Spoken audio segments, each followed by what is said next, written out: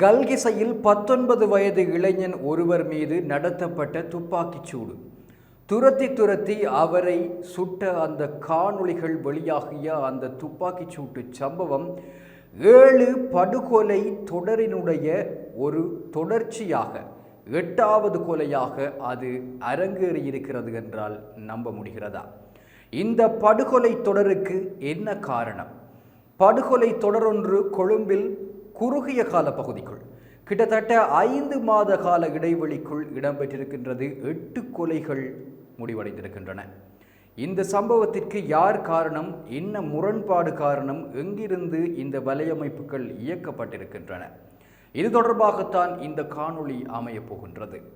கல்கிசை பகுதியில் மோட்டார் சைக்கிளில் வந்த இருவர் 9 மில்லிமீட்டர் ரக துப்பாக்கியை பயன்படுத்தி இளைஞர் ஒருவர் மீது துப்பாக்கிச் சூடு நடத்துகின்ற காணொளிகள் சமூக வலைதளங்களிலும் செய்தியூடகங்களிலும் பரவலாக நேற்றைய தினம் வெளியாகியிருந்தது.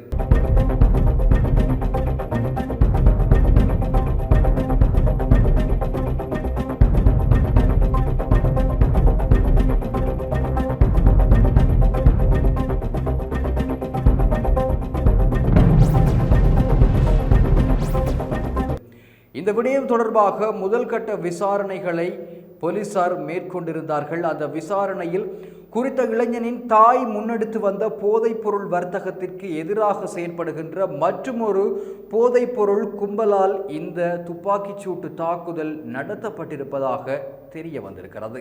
போதைப்பொருளின் மையமாக தலைநகர் கொழும்பு எப்போதிருந்து மாறியிருக்கின்றது என்கின்ற கேள்விக்கு பதில் இல்லை.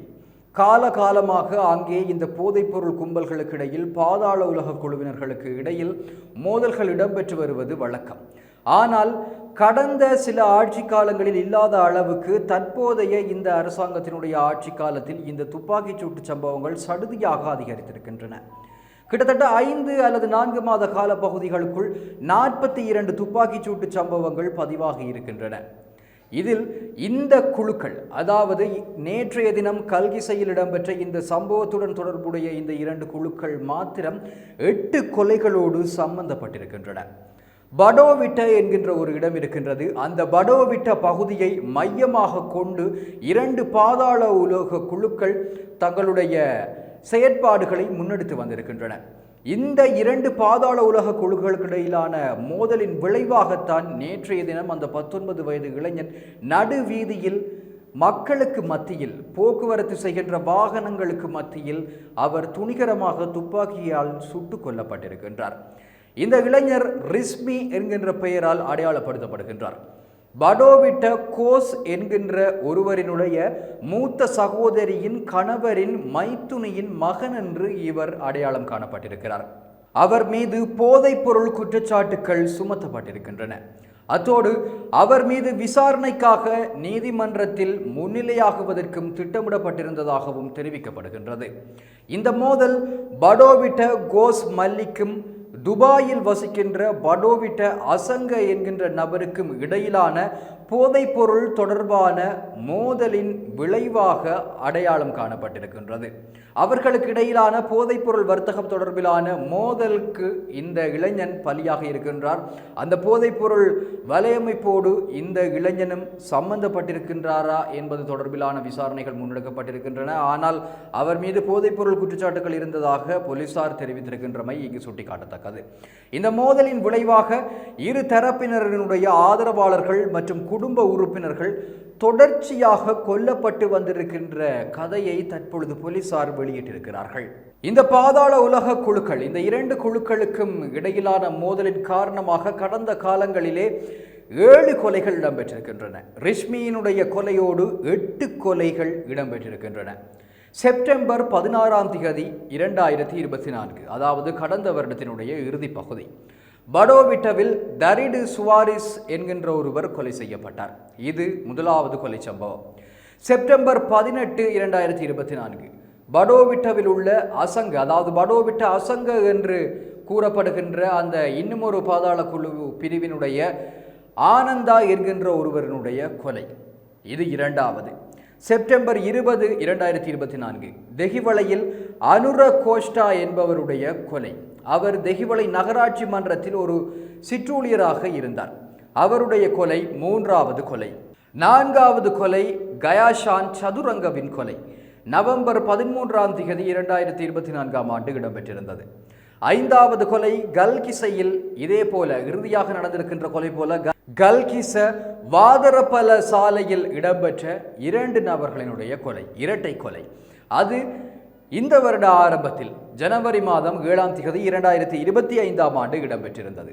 அதே போல ஜனவரி 19ஆம் தேதி அந்த கொலை இடம்பெற்ற சிறிது நாட்களின் பின்னர் கல்கிச ஸ்ரீபால மாவட்டத்தில் வசிக்கின்ற சுது என்கின்ற 23 வயது நிரம்பிய இளம் பெண்ணினுடைய கொலை. இது அதற்கு அடுத்த கொலையாக இருந்தது. புதுக்கடை நீதிமன்றத்திற்கு அருகில் ஒரு கொலை இடம்பெற்றிருந்தது. அதுவும் இந்த படுகொலை தொடரில் ஒரு அங்கமாக இருக்கின்றது. அதற்கு அடுத்ததாக 8வது கொலையாகத்தான் தற்பொழுது கல்கிசையில் இடம்பெற்றிருக்கின்ற ரிஷ்மி என்ற 19 வயது இளைஞனின் கொலை. ஆகவே இது ஒரு படுகொலை தொடர் என்பது தற்பொழுது வெளியாகி இருக்கின்றது. 2 கும்பல்கள், போதைப் பொருளை மையப்படுத்திய 2 குழுக்களுக்கு இடையிலான மோதல் ஒரு படுகொலை தொடரை நிகழ்த்தி கொண்டிருக்கின்றது. இந்த படுகொலை தொடருமா அல்லது இதற்கு முற்றுப்புள்ளி வைக்கப்படுமா?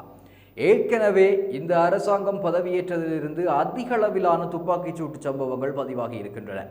அந்த விமர்சனத்தை இந்த அரசாங்கம் எதிர்கொண்டு கொண்டிருக்கின்றது. இந்த நிலையில் இந்த படுகொலை சம்பவம் இடம்பெற்றிருக்கின்றது. இந்த துப்பாக்கிச் சூட்டு கலாச்சாரத்திற்கு எப்போது முற்றுப்புள்ளி வைக்கப்படும் என்பது மக்களினுடைய பெரிய எதிர்பார்ப்பாகவும் முக்கியமான கேள்வியாகவும் இருக்கின்றது. காரணம், இந்த துப்பாக்கிச் சூட்டு சம்பவங்கள் பொது பாதுகாப்புக்கு கடுமையான சவால்களை இப்பொழுது ஏற்படுத்தி இருக்கின்றன, அச்சுறுத்தலாக மாறியிருக்கின்றது. சம்பவத்தில் அப்பாவி பொதுமக்கள் பலியாக நேரிட்டால் நிலைமை வேறு விதமாக மாறிவிடும். ஆகவே பட்ட பகலில் இதுபோன்ற கொலைகள் தேசிய பாதுகாப்பு மற்றும் பொது பாதுகாப்பு இரண்டையும் மிகவும் கடுமையான ஆபத்திற்கு உள்ளாகி இருக்கின்றன, சவாலுக்கு உட்படுத்தி இருக்கின்றன. கடந்த காலங்களில் இந்த 2 குழுக்களுக்கும் இடையிலான கொலைகள் ஓரளவு குறைந்திருந்ததாக கூறப்படுகின்றது. அப்படிப்பட்ட ஒரு நிலையில் இந்த சமீபத்திய கால கொலை, அதாவது ரிஸ்மியினுடைய கொலை, இந்த மோதல் மீண்டும் அதிகரித்து செல்லுகின்ற ஒரு அபாயத்தை நெருங்கி இருப்பதாக போலீசார் சுட்டிக்காட்டியிருக்கிறார்கள். இது போன்ற பல செய்திகளை தெரிந்து கொள்ள நம்முடைய சமூக மீடியா யூடியூப் சேனலை சப்ஸ்கிரைப் செய்து அருகில் உள்ள பெல் பட்டனை கிளிக் செய்யுங்கள். மேலும் செய்திகளை உடனுக்குடன் தெரிந்து கொள்ள சமூகமீடியா.com என்ற இணையதளத்தின் வாயிலாக எங்களுடன் இணைந்திருங்கள்.